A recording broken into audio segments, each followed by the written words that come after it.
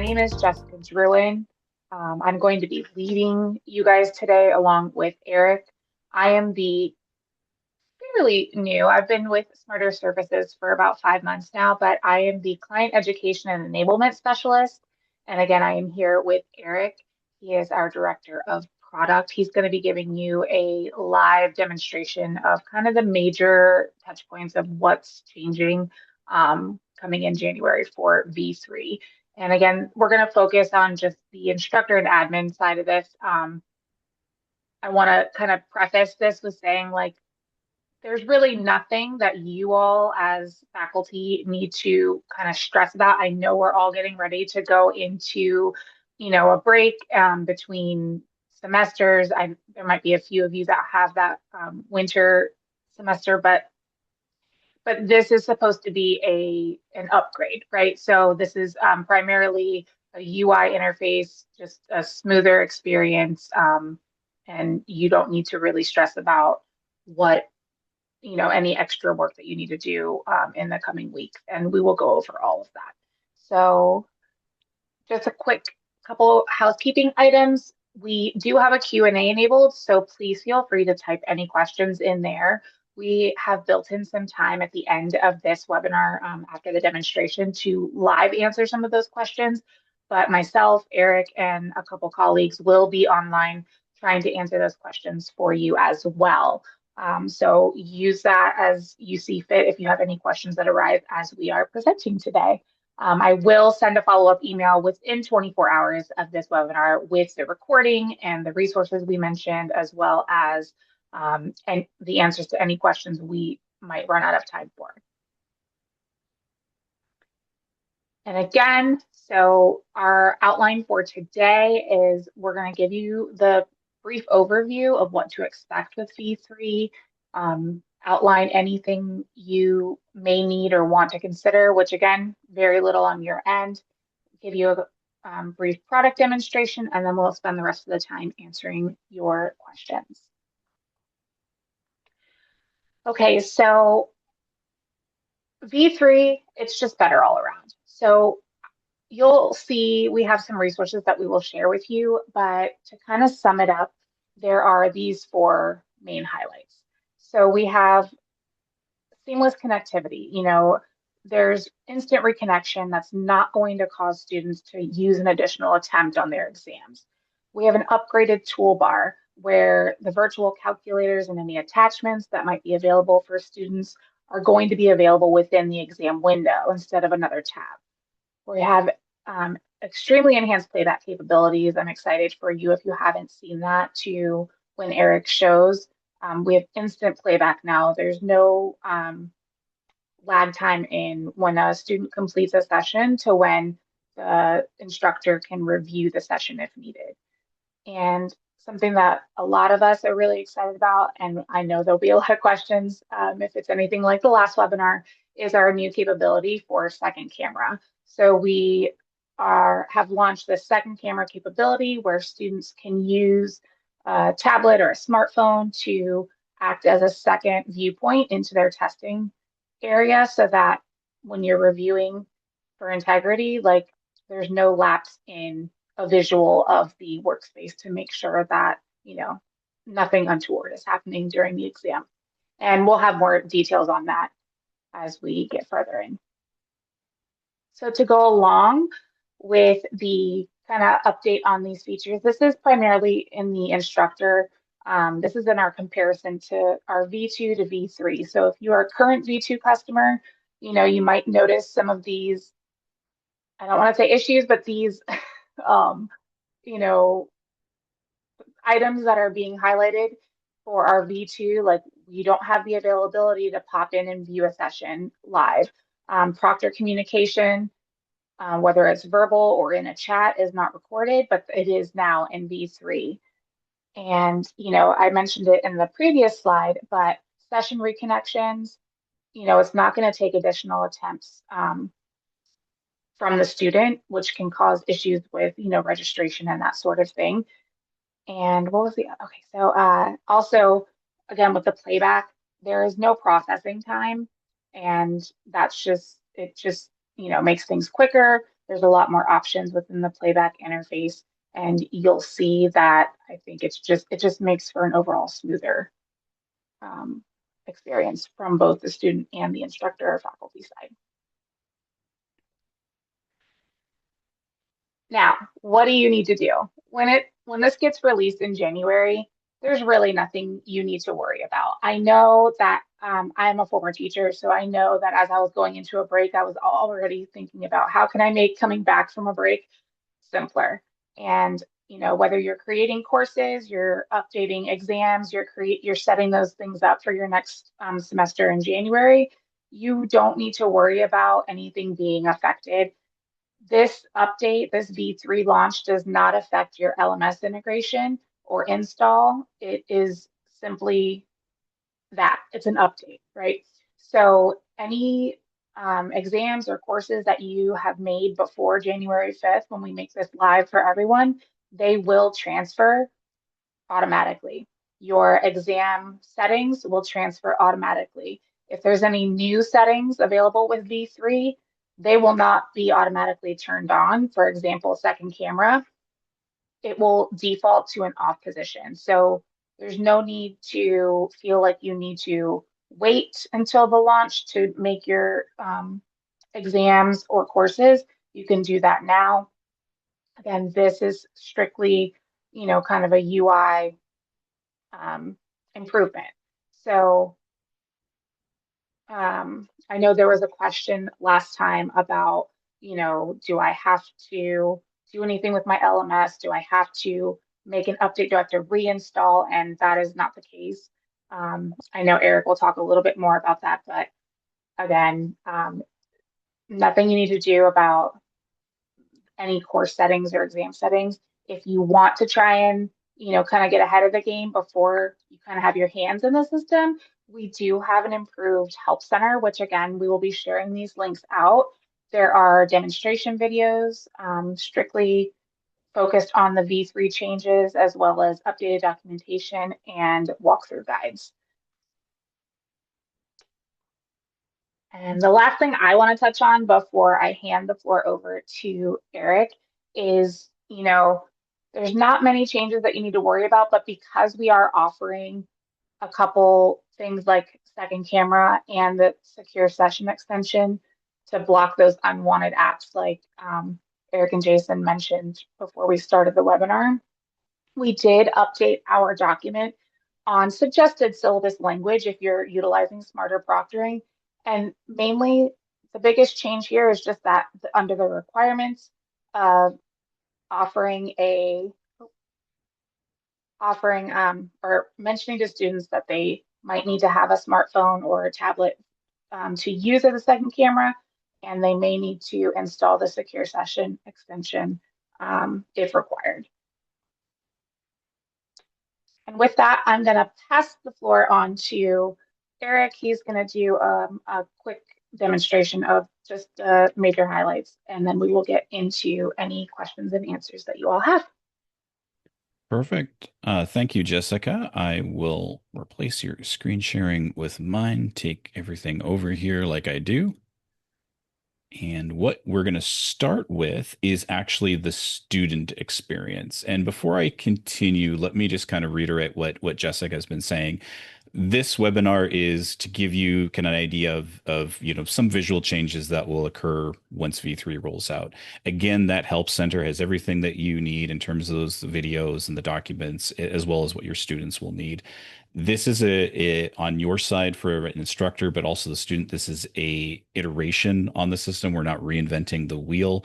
So, I know there's a lot of, like Jessica said, coming back from a break. Oh my goodness, I had to do all this kind of stuff. We're going to be showing you the highlights of, just kind of like some of the visual changes. But again, there's nothing you need to do, no reintegrations or anything on your side. So what you're looking at on my screen is the student experience. You can see I'm here in an active proctoring session. I am in as a student who is about to take the exam. It's my math midterm, and I've got my access code launched in there. What I want to highlight here to show you what we've done, along the top of the screen, you're going to see this blue bar, and it says secure session on this side with some icons. We got a support button and then an end session over here. This is our new proctoring menu. We call it the toolbar now. It used to be called the proctoring menu. And if you remember in V2, it hovers on the screen sort of in this area where you can see my canvas navigation bar. Now, the problem with the old one, it was taking up space. The student would have to move it around the screen, especially if it was obscuring specific questions or instructions. We've moved it to the top of the screen, and this is reserved space. There can be no content underneath this bar while they are proctoring. We're basically pushing the content down by that pixel count. So the student has access to this bar as soon as onboarding starts. So it's a consistent experience from start to end that doesn't just appear after they've started screen sharing or anything like that. They have access to the tools they need for the exam, and then it obviously takes them all the way through to the end of the session. What I'm going to highlight here is two main things before we move on to the instructor side. The first thing is password. That's why I am on the password side here. So you can see my access code is already injected, and that's what we do in V2. We automatically try to inject a password. Some exams are very tricky. Some LMSs are very tricky. We've seen a rise in LMSs trying to add like a clear text field for the password. I don't know why they're not making it a password field. We'll still do what we can on our side to combat those things, but there are times where the password just doesn't get injected properly because of that. The problem is if you give the student a password, well, now that's a breach of integrity, or if the student is able to save the password because of a password manager that Google does not allow us to disable, the password can get out into the wild. So that's where we're going to be focusing on this. We have a new system called unique passwords. I will click on the password icon here, and you can see that we are giving the student the password. Now, that is not the actual exam password. As instructors, you'll be creating exams the exact same way that you've been doing up to this point. You have your exam password that the students are not aware of. It's put in your LMS and it's put into Smarter Proctoring. Those two are synced up, and we will inject the right password. The password you're looking at on the screen is unique to me, and it's also unique to this session. I cannot take that password and go into a completely different session, whether it's the same math midterm. Maybe I bombed this one, I have to do a retake, or maybe it's a completely different English exam or another course. This password here only works for me and this session. And what this allows us to do is if for whatever reason password injection fails, I could type this password into the field and I'd be able to get in. If I give that password to anybody else, any other student in the class, it's not going to do anything for them. If the password manager, if it's something that we can't control because Google doesn't give us control over that, this is the password that gets saved. You can't manually put that into your exam because in the background is your actual password. So we wanted to really highlight that because this is going to solve a lot of those problems where the student just needs to type in the password. That's the only way the exam platform LMS will allow that student in. Automatic injection is not allowed, or for any of those other scenarios where they would want to put that in and prevent them from being able to copy it. So I will submit the password here and you will see that it's going to go in, and here is my great example of that password manager here. We're not able to control it here. Well, the password is going to be that bespoke unique password that we saw up here. Now let's talk about files and attachments. This is, obviously trying to use your attachments while doing your exam. If you have to move to different tabs or different windows, also using a calculator can be really disruptive as a student. And our current V2 platform uses a two-tab system where you have access to your support team, your calculator, your files on a different tab, and you're bouncing back and forth between the exam. This is a single tab. You can see at the top of the screen, I have one single tab, and that's all we're going to need in V3. If I want to see my files, I just click on the files. It's going to load the attachments that are available to me. We allow up to 5 attachments to be attached to the session, and you can see I have an algebraic formula attachment and a table of elements. We'll go into the formulas one. And this is a window, and I'll show you that we can make this even bigger in a second here. It's just zoomed out. But here's the attachment. This window is attached to this window. I cannot move it outside of my screen. The student can't have this get basically lost for them. But you can see this loads very small because I used specifically a large attachment. Student has a couple of things. They can either zoom in like this, which needs even more zooming with the resolution of my screen. They can resize the window. They can scroll over the content. They can even go back out if they need to. And if they want to search for a particular word or string of characters to get to the content they need, they can do that with this little magnifying glass, which is something that we don't have in V2. So searching for some specific text, they can do that for the attachments that you give to your students. It still works with all the PDFs that you're currently using. Again, kind of reiterating that statement, there's nothing for you to change on your exams. Every exam that you already have locked and loaded right now for V2 will work for V3. No change is required. All the change is on our side. If the student doesn't want to close this window here and they have the information that they need, they're going to go back to their exam. We do allow them to hide the window so you can still see the bar. Obviously, it's still on my screen. I can still use it, but I can fill out the information. By clicking behind it, it doesn't take that window and submarine it behind. They're never going to lose it by, we all know we click on a window and all of a sudden the window we want actually goes to the background. Not possible. I'm clicking here in the canvas and that formula is still on top. And then I can bring it back out and continue on like that. You can also have multiple attachments open at once as a student. If they want to, they don't have to. And you can see I just closed it there. Really briefly, I'll click on the calculator to show you that it is the same thing. We're still using class calc, same as V2 and V3. You don't have to use virtual calculators in your exam. In many exams, it won't actually be a requirement. It's not going to be a math exam. But if you do, we are putting the calculator up on the screen on the exam tab, not hiding. And again, same rules apply. We can get the answer we want. We can hide it. This is a basic calculator. That's what I've added to the system. But all the calculator formats that we have in V2 aren't changing. Scientific, graphing, etc., still can be added to V3. We're not changing that there. And then that's what I'm going to show you on the student side. I'm sure that I've probably sparked a lot of questions that you may have, so just keep all those coming into the Q&A part. We'll jump over to the instructor side right now, but if you have any questions on the student experience, let us know. Again, the knowledge base has all of the videos that you will need to kind of walk through that experience, both for yourselves, but also the information for your students.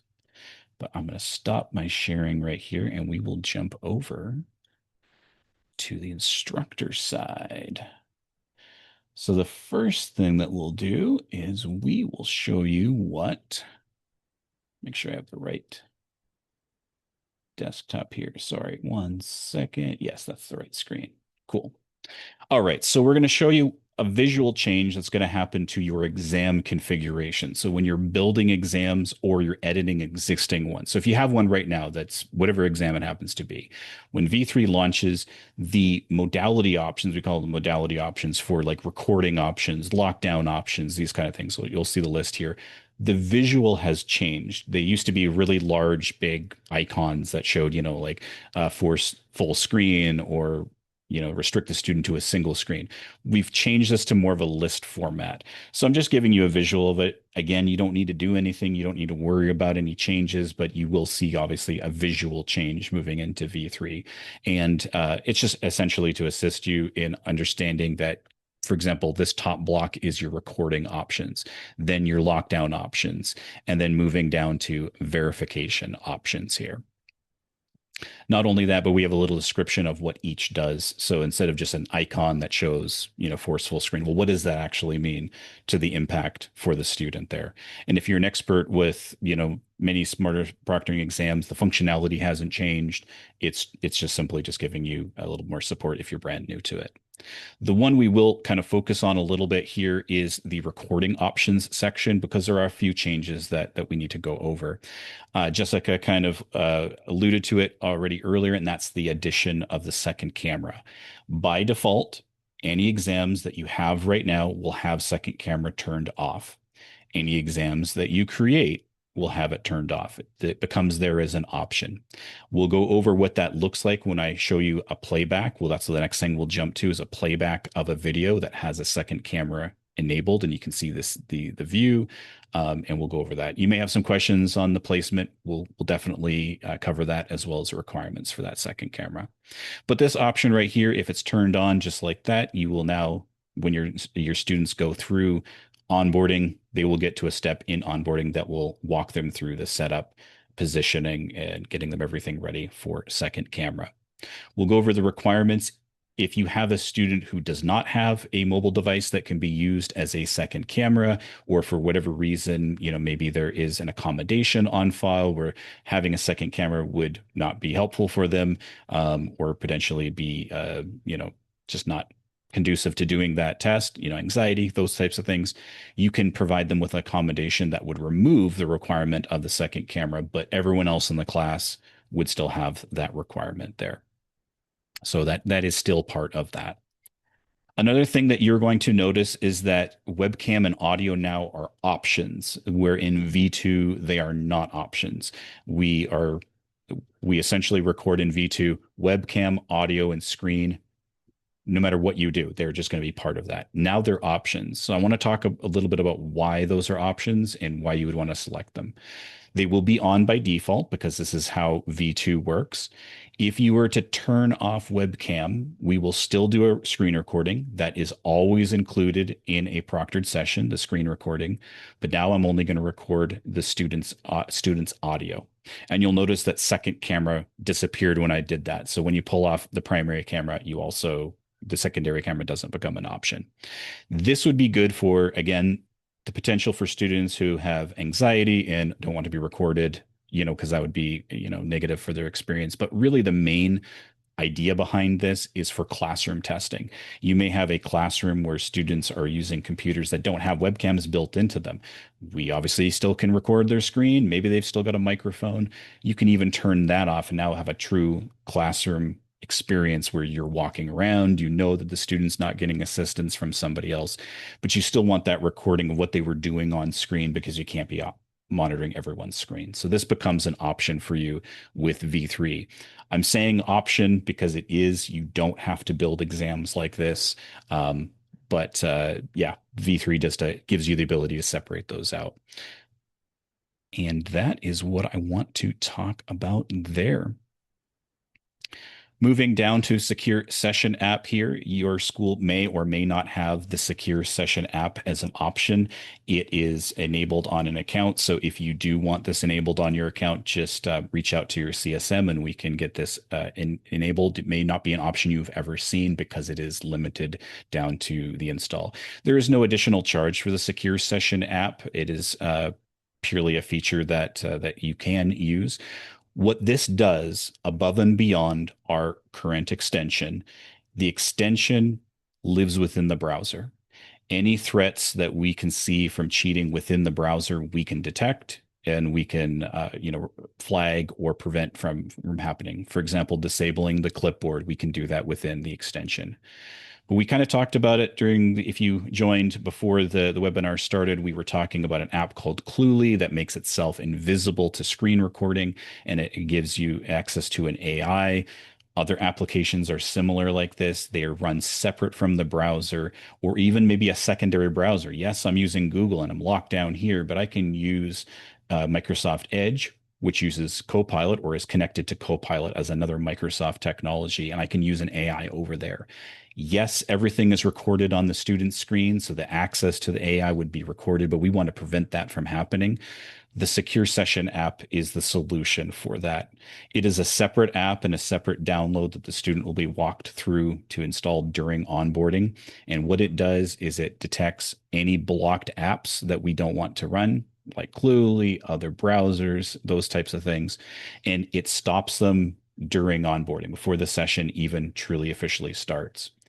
Once the session starts, if the student attempts to launch a program like Cluely, like another browser, anything that's blocked, instead of just letting it run and flagging, we actually shut it down. So you will see the app launch and then instantly get shut down.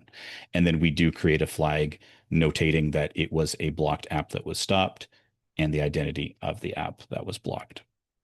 I'll stop there so we can jump over to playback. Again, I'm sure there's going to be a lot of questions on secure app, secure session app, when to use it, when not to use it. So we can go through all those in the Q&A part there. But we're definitely seeing this as being, with all the AI applications and everything that's kind of merged into that, this is going to become an option very popular to shut down those threats. Here is playback. You may recognize this student here.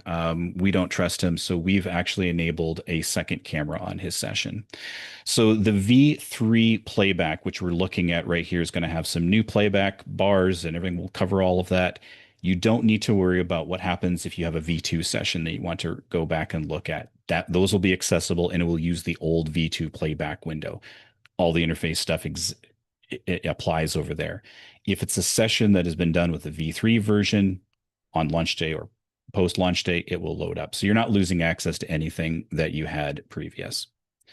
In this session, you can see we have our screen recording, second camera below, and then the main webcam here.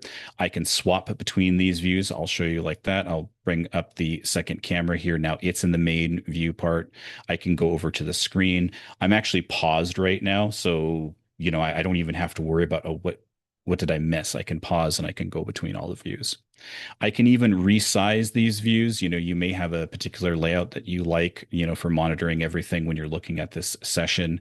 And if second camera was not enabled on your exam, you would just see the webcam and the screen. This is just to show you, the viewpoint. In fact, let's take a look at second camera. I'm going to make this one the biggest view just for a second, just to show you what our recommended optimal view is going to be and what we recommend in onboarding for the student for placement. And that is at sort of what we call a 45-degree angle view, looking across the student's workspace there. So you can see my hand is on the mouse, my hand is on the keyboard. I don't have another device underneath the monitor that the primary camera would miss, because it's obviously looking at my face. If I had my iPad out or my phone or something that I could use to, access ChatGPT or, phone a friend, those type kind of things, we're going to see it in this view. This also helps to view the student's hands, because yes, they may be typing on a keyboard, but is it a keyboard for another device, right? I can see I only have one keyboard. I only have one mouse here. And that is the ideal view that we find for the second camera. Going to expand this part here. So by default, it's just view. You're just seeing the session. That's the default view. I'm going to make this a bit smaller by clicking. There's this little gray button here. You can see it just expands. And I have access to these tabs here. So we've got identification. You can see I did not take the proper identification here. I took my field notes. We'll talk about the ID in a second here. But I have access to the session info, everything that you created when you created this exam configuration. And then we also have the flags here. So this is kind of more of a linear layout. We do have the playback bar, which we'll go over, but you can see in this linear layout, I had some speech detected. I had some no face detected. All the flags that we're looking for, by the way, is the same as V2. We're not removing anything that you had access to previous in V2 there. So getting into the speech or the flags themselves, if I click on one here, so for no face detected, now what's going to happen is I'm going to pause my video here. You're going to notice I covered my camera. So by clicking on the flag, it takes me right to the part of the video, actually a little bit before. You want to see the context of why there was no face detected in this particular case. So I click on it. It's going to take me a few seconds before the flag actually fires. And then we see the full context of what's going on there. We have the duration that the annotation fired for. So in this case, I've covered the screen for 9 seconds, and it's obviously a no face detected event. I also have speech detected here as well. And so you can see this is a combined one where I was talking. You can see me talking there, and I can hear it in my headphones. It's not playing through Zoom. And you can see the speech detection. Now, one thing right now I'll say on this demo here, you're seeing like a double speech detected. You will get the transcript on launch of the speech that I said, or well, your students are saying. So it's not just speech detected, but you can actually look at the transcript and say, oh, he just said, I don't know the answer to this question, or maybe, you know, reading out the question or, something. You at least get some context of what's going on there. And again, you'll hear it through your ears as well, through the playback. We also have a few other things as well. I'm gonna talk about the speed. So when you have a very long session, this one's not very long. It's only 2 minute and 44 session, 2 minute and 44 second session that I did for this demo. But when you have like an hour long session, if you're trying to look through the entire session and review it yourself, that can be arduous. So we have different speeds like we do in V2. We have a new option called Smart Speed. What this will do is anytime there is a flag, it's going to slow down and play in real time for you to see each of those flags. So you start from the beginning. Anytime there is no flag, like you can see on my playback bar here, there's huge sections where there was no issue. It's going to zip through those because there's nothing detected there. It's just an option if you want it. You can always just leave it on your speed setting of choice. Let's flip back to identification, and that should wrap up the demo portion of today. So right now you're seeing that my headshot and my identification has been saved into the session, and I did not show a proper ID. You may be sending some questions about that in chat right now. That's something that V2 doesn't do. We take a picture, but we don't necessarily do any verification on the picture that is being taken. Obviously, in this case, I was able to get in with a field notes picture. On launch, V3 will be the same, but we do have a feature that will be released fairly early in the year. I would say safely within the first 6 months, and that's probably overestimating how long that will take to put out there. But what it will do is it will give you the option of restricting the student to particular ID types.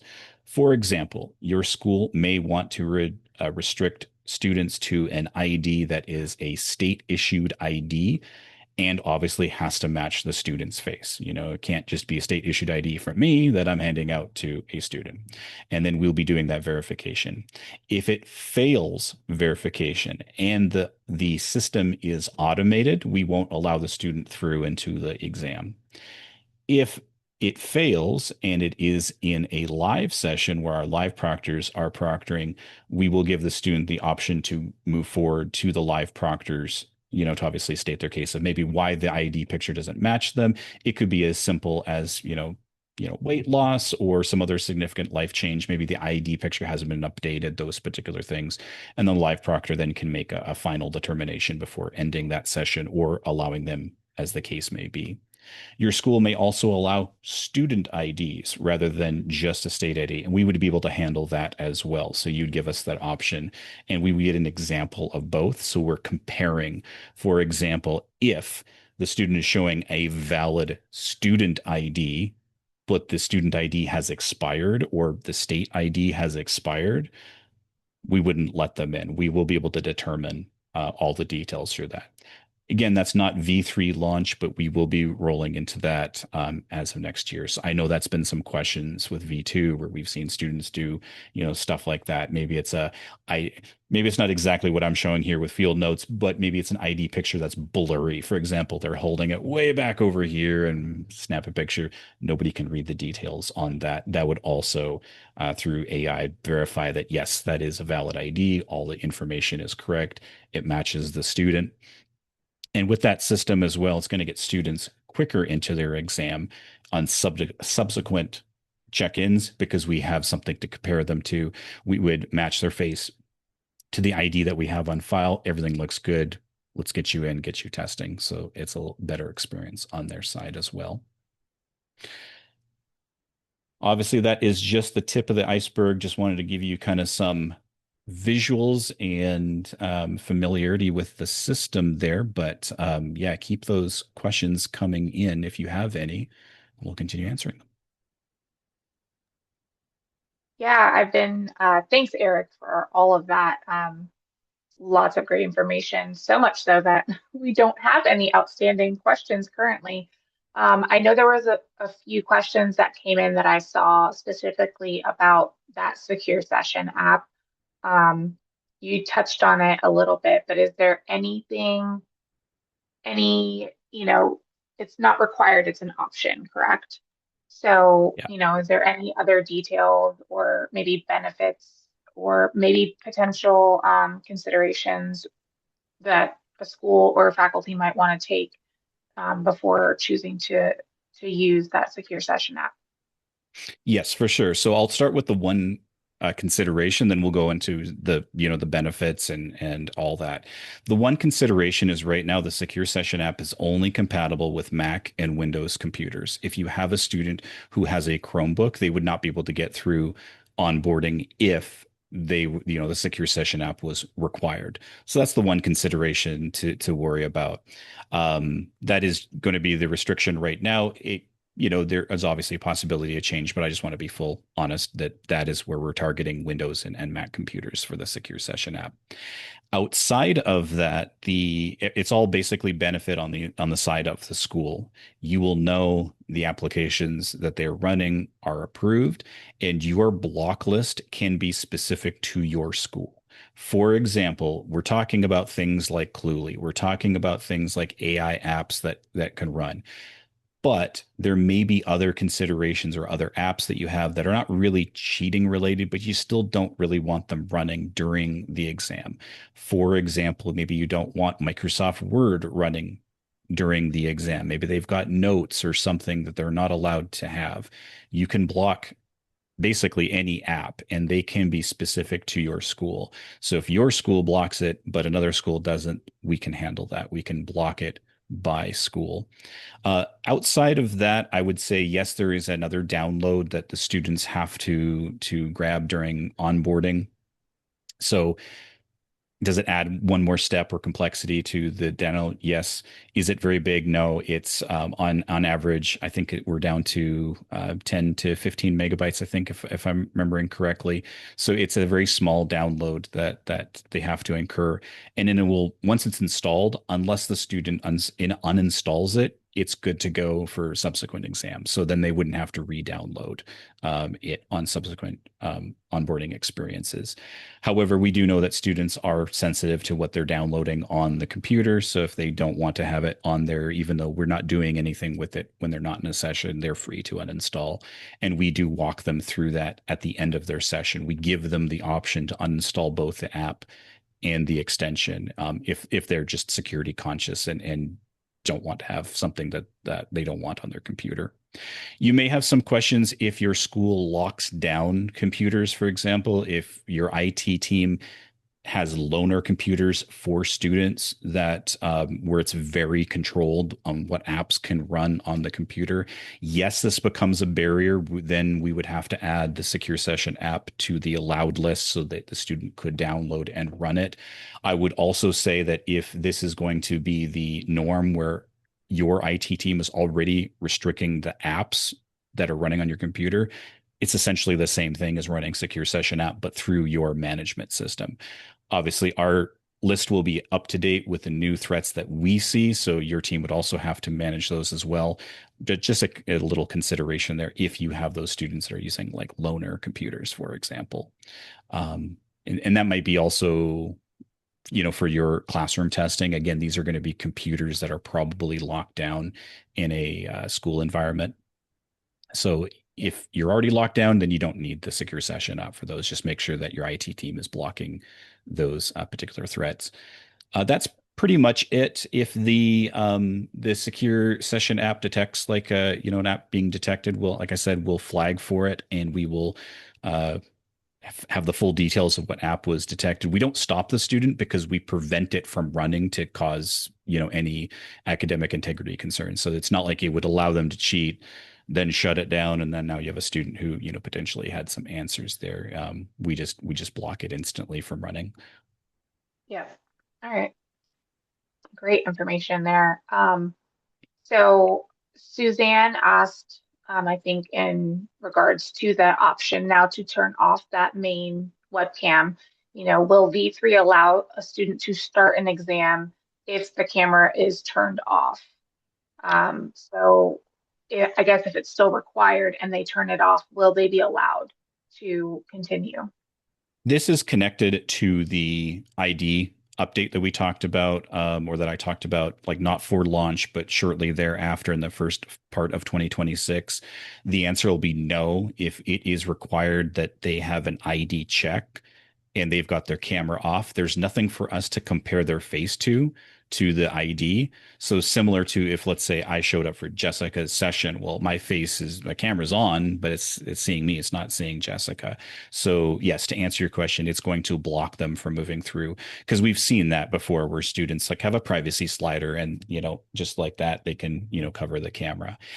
If they cover their camera, they uncover it so you can see the student, it verifies them, then they cover it again. That's a different scenario. So now they're already in, and we cover for that. We will still fire a no face detected, because obviously they're covered. They've covered the camera. We don't see a person there, but at in the video you will see for ID verification. Okay, Eric showed up and then he covered his camera, and then you know that it was the student who did that. All right. And then similar, if the camera option is turned off, how would the flags work in playback? So if you turn off the camera from a modality option perspective, so we're not talking about the student now blocking the camera. You've turned off the camera. We're only recording the screen. We're only recording audio. Any no face detected or visual through the camera flags would not fire, because there is no reason for them to fire, right? No face detected is kind of built in. We're expecting that to occur. And we do have the ability to turn on or off the AI based on those factors. I'll actually jump to something a little bit different, but it will kind of illustrate what we're talking about here. When a student is talking to a proctor via voice in a live session, speech will be detected, but that shouldn't be a flag. And we're talking past check-in. Maybe the student had a question about taking a break or something else. We will actually not flag that conversation in terms of a red flag. We'll still put it as an event. There was speech, but obviously it shouldn't go against the student because they were talking to the proctor. So hopefully that illustrates that when we're in these scenarios where you're turning off the camera, you're not requiring it, any camera-based flags will turn off. That doesn't turn off any of the other flags that would still be needed, such as secure session app flags or navigating away from the browser. Those particular things, anything on the screen would still be filed as a flag. Okay, great. I actually am going to pass the baton, so to say. I see that Jason has identified a question that he wants to answer himself from Kathy. I don't know if that was an accident or not. Oh, no, Jessica, Eric can answer it. I was just indicating that Okay, we'll do this one sorry. live. Yeah. Okay, sorry. It said you were going to answer it, so I didn't know if you were claiming that one. Okay, Eric. So then Kathy had a question that says it's specific to the password. If she is proctoring the exam in her office for a student with an accommodation, the password will work for her, or will she have access to it? And the same for the Center of Disability. So I'll read that one more time because I was kind of reading in third person. So she says, I do have a question about the password. If I am proctoring the exam in my office for a student with an accommodation, the password will work for me, or will I have access to it? At the same time, would that be true for the for Disabilities? Yeah, I can definitely answer that one. The answer is just yes, it will work for you. The password, regardless if the student has an accommodation or not, the password that is provided in that little icon that I showed will be available to you, will be available to the student. You can just type it in for the student. If they have trouble typing that in, or depending on the accommodation, but you'll absolutely have access to that. If you know the actual exam password, like if you have like for example, for our live proctors, when they're going in, they know what the actual password is. It's given to them, and if you were right there with the student, you could also type in the actual password, and that would still work correctly as well. In the case of Canvas, it obscures the password properly with the little asterisks. I know some exam platforms are, again, like I said, allowing the show password. So I would hesitate to type the real password. Obviously, if someone has access or being able to see that, again, that's on that exam platform side. But yes, you would be able to type in the password that we've given you there um, in that icon, and it would work. And also along the lines with, I'm assuming for an accommodation, will students be able to take an exam on their iPhone or an iPad? All right. And the answer for that is no. We are still restricted to a computer that is, if the secure session app is not involved, we're still Mac, Windows, and Chromebook. That's the requirements in V2, and it's the same in V3. And also, I mean, you'll get that full form that Jessica showed on screen with, it's got Google Chrome installed, those and the bandwidth requirements obviously for the internet. But yes, iPhones and iPads right at this point are not supported. Okay. And it looks like Gerardo asked if this V3 is going to be available this January of 2026, or will it be released later? And we're good for January 5th, 2026, correct, Eric? Correct. This will be, yeah, we have some customers that have already kind of made the move for some courses, kind of as we were getting things ready and testing, but it will be available for everyone January 5th of this year, just a couple weeks away, which is crazy to think about. All right, and let me see what else we got here. Um, Kristen asked, can we make a practice exam so students can download the Secure Session app prior to their first exam? Absolutely. Yeah, build the practice exam just like you would in V2. Again, none of that is changing. So the article that we have on the knowledge base that talks about creating a practice exam is the same in V3. You could then enable the secure session app as a part of a requirement of that session. They would go in, they would download it, and like I said before, if they don't uninstall it afterwards, they're good to go, right? They've tested it, it works, and everything's good to go. They don't need to install it. If they choose to, that's fine as well. Just uninstall it the next time they go in for like an actual exam. I mean, at least they're familiar with it, and they can go from there. Right. And then I'm seeing a couple questions, again, focused on the camera being enabled or not. So Suzanne asked, so recently I had a student complete an exam through virtual proctoring and never turned on the camera. I thought smarter proctoring would have prevented the student from starting since the camera was never turned on. And I know, Eric, you mentioned this goes with that ID feature, right? So that ID verification, which isn't going to be live quite yet for this January 5th, but it's going to be early 2026 that this comes out, right? Any other details? No, I would just like say thank you for that question. I mean, that is obviously a major, concern, and that has been rolled into, what we're doing with V3, making sure that students aren't able to do that. So no, it's a great call out, great question, and we'll handle that with V3. Okay. And Charles had a similar question that can you as a proctor cancel or submit a test if a student is blocking the camera? Yes, I mean, this webinar is obviously talking about the instructor and the student side of things, but from a live proctor's perspective, I can tell you that live proctors have the ability to stop a session for a multitude of, whatever reason it happens to be. It could be that they're blocking their camera or just doing obviously some behavior that would not, we don't want to let that continue. But yes, as a proctor in our live, you can cancel a session at any time and end it, getting the student out of the proctoring room. Great. Yeah, and I'm seeing another question about it seems to be with proctoring and live, but says, can a student disconnect the proctor and still continue to take the MyLab test? And if this is towards live proctoring, just for everyone on the call, I want to encourage you. There should be the first invitation going out today, but we do have a new interface for our virtual testing center. And we have 2 webinars planned early in January for how that will work and those upgrades as well. Perfect. And yeah, if the answer, or if the question is also just can you disconnect from just proctoring, doesn't have to be specifically with a live proctor, but just proctoring in general and then continue to test. The answer is no. So if the student disconnects, as in they purposely disconnect, they pull their Ethernet cord out of the wall, they turn off their Wi-Fi, or they just hit end session. In any of those cases, what we do is we clear the cache, we clear the browser of all settings, any saved options. If they tried going back into the exam, it's going to ask them for the password, which they don't have.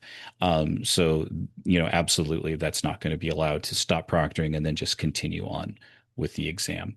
Um, Now, what I will say is that if a student does do that, because your LMS and your exam platform is controlling the time, we inform the student what the duration of the exam is based on your exam configuration, but the LMS exam platform is controlling that time. Any time that the student is away from it during like a disconnection, that timer will still continue as well. Great. And along the same lines, Amanda asked if a student triggers a disconnection to take a moment and check their notes, is it flagged and timed? Or how is the legitimacy of a disconnection determined? Absolutely. That's a great, amazing question, Amanda. On our side, we can't tell how a disconnection occurred because it comes down to one of two things. Either the computer crashed, which is a crashing issue, or the other, or a power outage. Maybe the student's computer just runs out of power, for example, or the internet stops. And in all those cases, we just see the student, they're there 1 minute and they're not the next. Similar to like if on the Zoom call, if my internet decided to die, you would see me probably freeze frame and then I would be dropped from that. So we just detect it as a disconnection. It's not able to do that. Now with the second camera though, the second camera is using potentially a different connection because we are using mobile devices as a second camera. And I know there's a question all about the equity of second camera, so I'll do that one next year. But we're using the mobile devices as a second camera, which can use your same Wi-Fi that you're using for your computer, or it can also default over to its cellular connection. So in a case where a student goes to pull out their connection, if it's like they're just kind of leaning over and doing something, you'll see that on the second camera if they're pulling out the connection from the wall. Now, how will disconnections work? We'll talk about that. Disconnections in V2, once a student is disconnected, we wait 2 minutes for them to come back. If they don't come back within 2 minutes, we end the session. That's how it works in V2. When I say come back, what I mean is a self-healing internet connection. If we've all been on a call or a meeting where someone's connection goes bad, they sound like a robot, and then all of a sudden they're back in, it's all live again. Those are the kind of in-session disconnections that I'm talking about in V2, and we really only wait 2 minutes. Once that's done, you're out of there. V3, we've enhanced this a lot. That's what we talked about with in-session reconnections to help minimize those times where you need to give a student another attempt. We'll start with the 2 minutes. That is still a thing in V3. So 2 minutes, we're going to continually try to get that student to get back in if they're having that internet blip. The student will be prevented from continuing with their exam during that time. It's a full screen pop-up that informs a student that we're trying to reconnect them to the session. If they lose a specific stream, so my screen recording stops but my webcam is totally fine, and my second camera is totally fine, we'll again prevent them from continuing and then walk them through the steps of reconnecting that one screen recording. Saves the session. As an instructor, you will see and be notified of where that disconnection occurred. Again, could it have been a software glitch? Could it have been an internet issue? Absolutely. We're just going to state the facts that screen sharing stopped. They were prevented from seeing additional questions while that happened, and they got reconnected.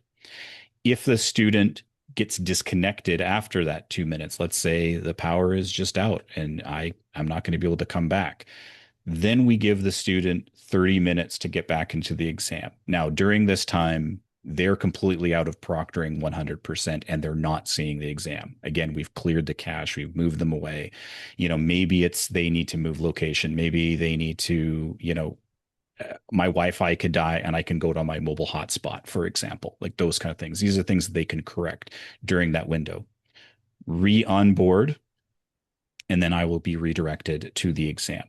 Again, we don't control the LMS, so any time that's lost in the LMS is going to continue to count down. There's nothing's paused on that side. That's all controlled by the LMS.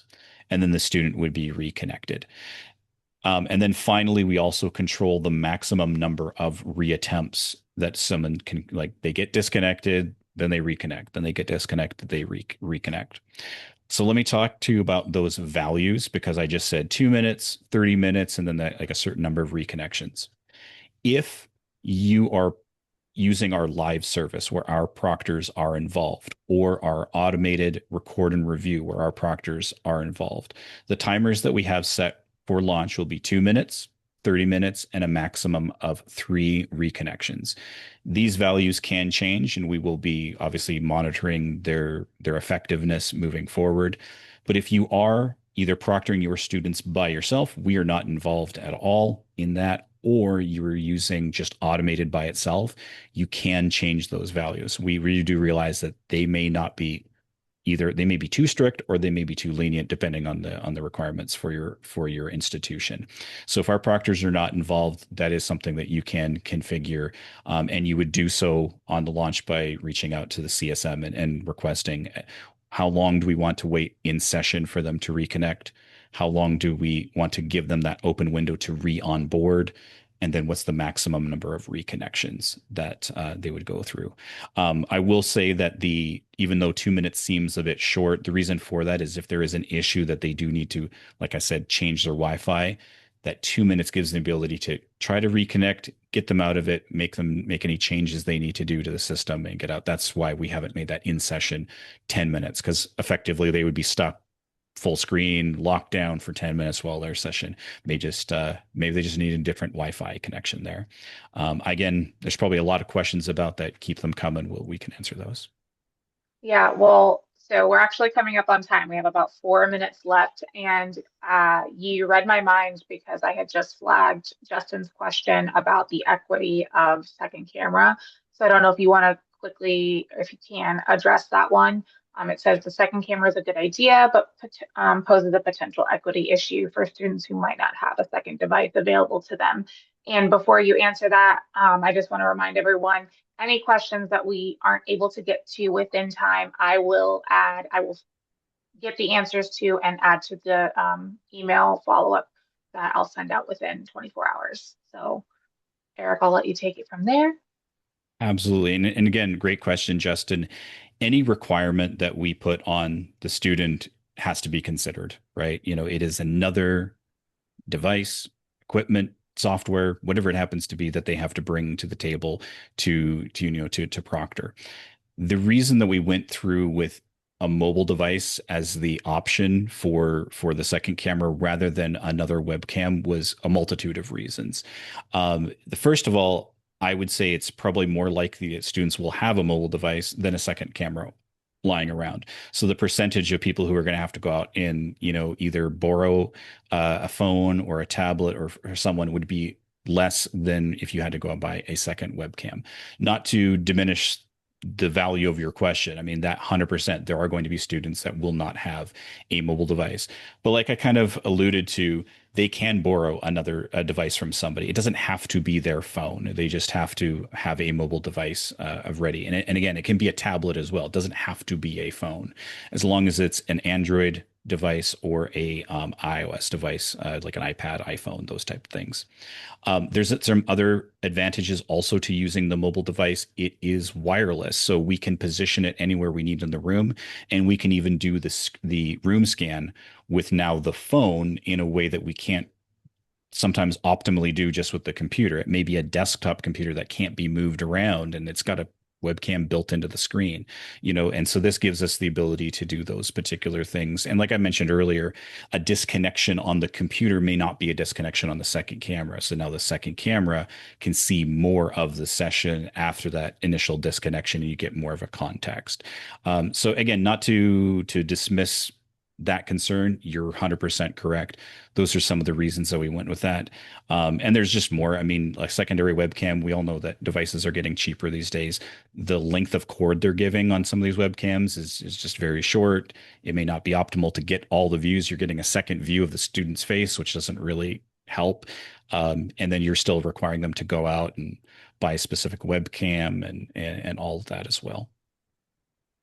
Yeah, definitely makes sense. So with that, we are just about at time. I want to mention that in this follow-up email, I am going to give you the resources we talked about today, the comparison guide between V2 to V3, the suggested syllabus language if you choose to use it, as well as links to our help center with updated documentation, video tutorials, and the like. And again, any questions that we weren't able to answer live, we will do so and add that to the bottom of our email. And thank you guys